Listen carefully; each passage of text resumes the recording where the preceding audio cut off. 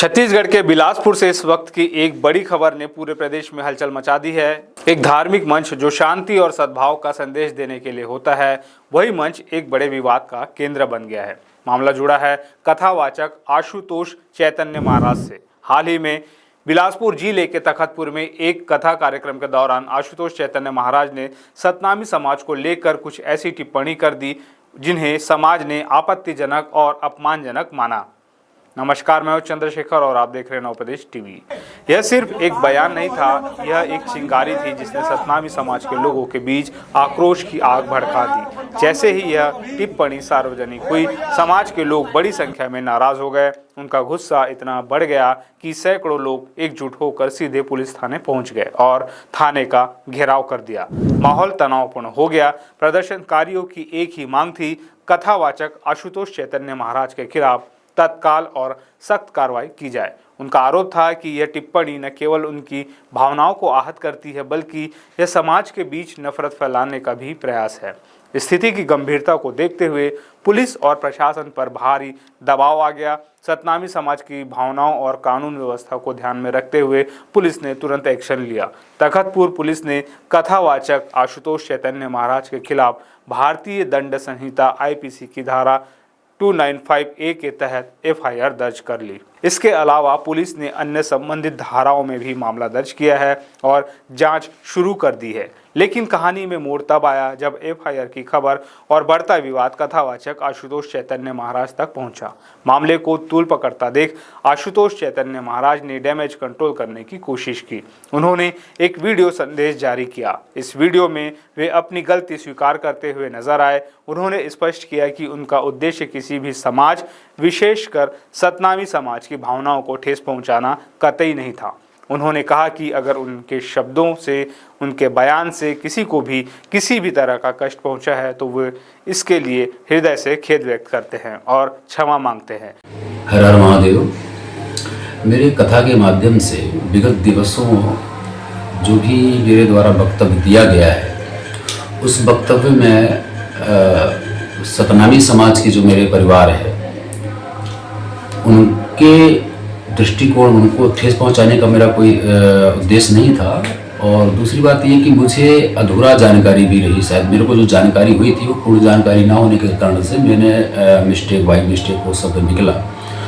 पर मैं चाहूँगा कि जो भी इस शब्द से आहत हैं मेरे भाई बहन, उनसे मैं हृदय से खेद व्यक्त करता हूँ एवं क्षमा प्रार्थी हूँ। और मैं चाहूँगा कि भविष्य में इस तरह से मेरे द्वारा कोई ऐसी गतिविधियाँ नहीं होंगी जो किसी भी भाई बहनों के हृदय को ठेस पहुँचाएगा, क्योंकि सतनामी हमारे ही अपने अंग हैं, अपने परिवार हैं।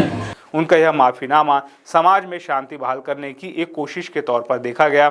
तो क्या इस माफी के बाद यह विवाद खत्म हो गया? क्या सतनामी समाज ने उन्हें माफ कर दिया?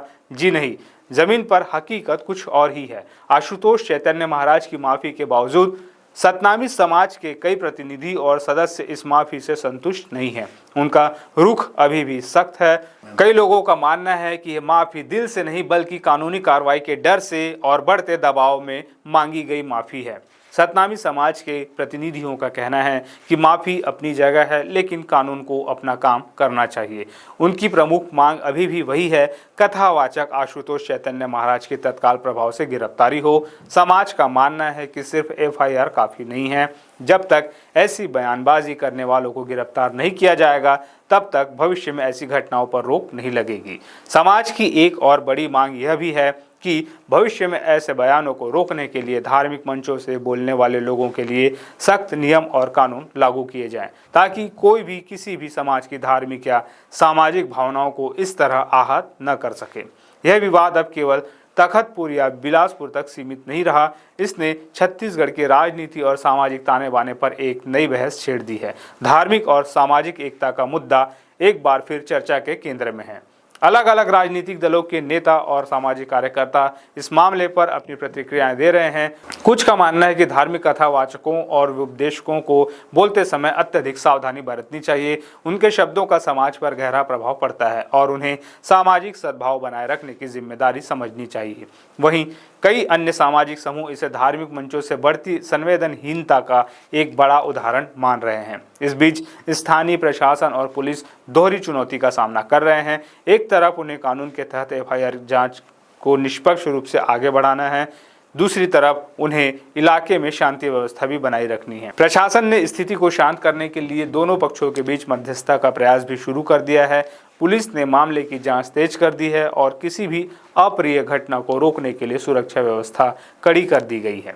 यह पूरी घटना एक बड़े सवाल की ओर इशारा करती है। यह दिखाती है कि भारत जैसे विविधतापूर्ण सांस्कृतिक और धार्मिक परिवेश में शब्दों का चयन कितना महत्वपूर्ण है। समाज में संवेदनशीलता बढ़ती जा रही है और एक गलत बयान या एक आपत्तिजनक टिप्पणी सालों से बने सामाजिक सद्भाव को पल भर में बिगाड़ सकती है। ऐसे में समुदायों के बीच आपसी संवाद, समझ और सम्मान बढ़ाने की जरूरत पहले से कहीं ज्यादा महसूस की जा रही है, ताकि देश में शांति और सामंजस्य का माहौल बना रहे। इस पूरे घटनाक्रम पर आपकी क्या राय है? क्या आपको लगता है कि कथावाचक की माफी पर्याप्त है या कानूनी कार्रवाई को उसकी तय सीमा तक जाना चाहिए? और भविष्य में ऐसी घटनाओं को रोकने के लिए क्या कदम उठाए जाने चाहिए? अपनी राय हमें कमेंट सेक्शन में ज़रूर बताएं। अगर आपको हमारी ये रिपोर्ट पसंद आई हो तो इस वीडियो को लाइक करें, शेयर करें और छत्तीसगढ़ की हर बड़ी खबर के लिए हमारे चैनल को सब्सक्राइब करना ना भूलें। मिलते हैं अगले वीडियो में, तब तक के लिए नमस्कार।